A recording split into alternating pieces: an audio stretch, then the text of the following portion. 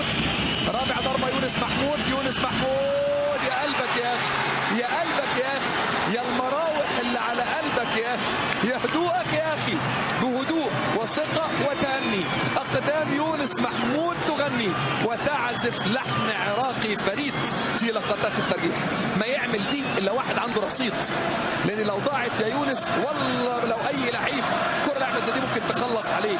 لكن يا قلبك يا أخي، يا هدوءك يا أخي، يا ثقتك في نفسك يا أخي.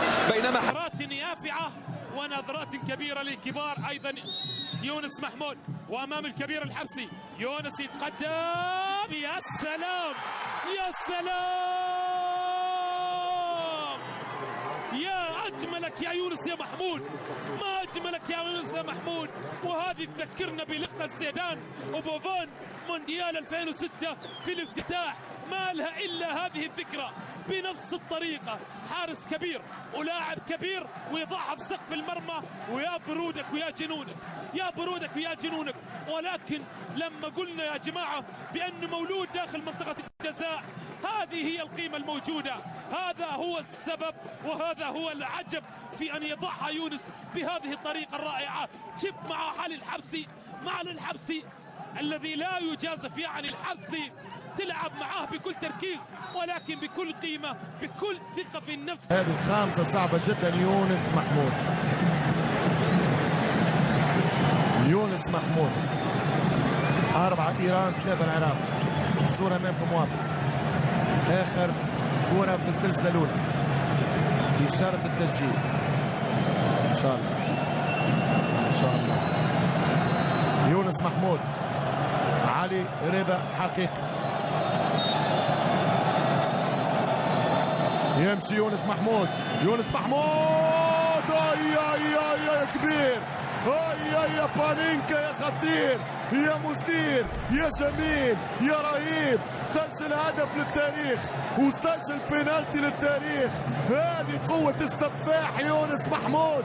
يونس محمود اللي ما عندوش فريق، اللي ما يلعبش في نادي، اللي يدرب وحده ويعطي للعراق لما ينادي. 4-4 مش باش تنساها يا علي يا رضا. 4-4. أنا بسم الله الرحمن الرحيم. أسألتم مساء من جديد.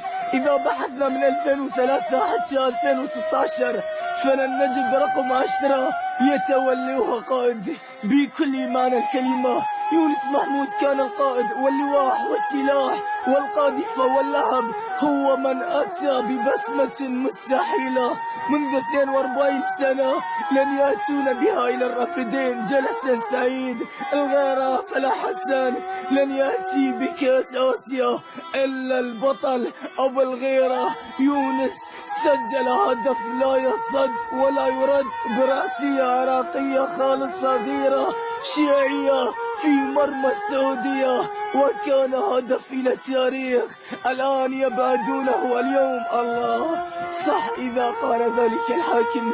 شيخوخة الأسد أفضل من شباب البغبغاء. يا جماعة شيخوخة الأسد يونس كباريتا أفضل من الشباب حاليا. يبتعدون عن جاريري والبرازيل 2017. والله هذا مستحيل. يونس تاريخ العمالقة يبعدونه عن جانيرا البرازيل، لكن كأنه لا يعلمون. 6 سنوات هداف الدوري القطري. يبتسم الآن أمام الطلاب. سيبقى القائد، سيبقى اللواح، سيبقى محمود يبتسم. الصحيفة الإيطالية بعد أن بحثوا كثير جدا على لاعب سيرتدي الرقم 10 إلى انتر ميلان، على أساس ذلك اللون ذلك البلوزة ستكون إلى لاعب عربي هذه المرة.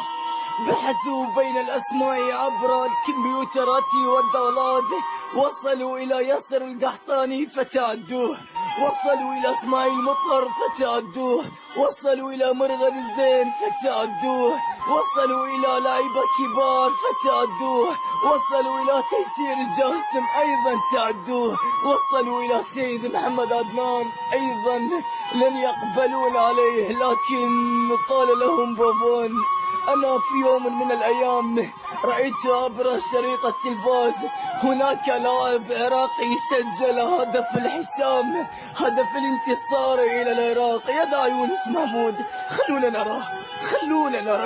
خلونا نرى كيف يتعامل مع الكرة لكي نهدي له ذلك البلوزة. بعد أن بحثوا، بعد أن رأوا، بعد أن تقدموا، نظروا على يونس الله على أهداف جميلة في الحرافة في وسط ميدان منتخبنا الوطني. الآن بالكمبيوتر والحداثة يقولون يونس كبر، يونس ساد على الأمر. يا جماعة فارس عوض يقول: كيف نسيتم أيها العراقيين يوم 2007 3/7/2007 الدقيقة 71 و13 ثانية سجل الصحيفة الإماراتية هي من التي بدأت الأول. قالوا بأن إسماعيل مطر أفضل لعيب خليجي.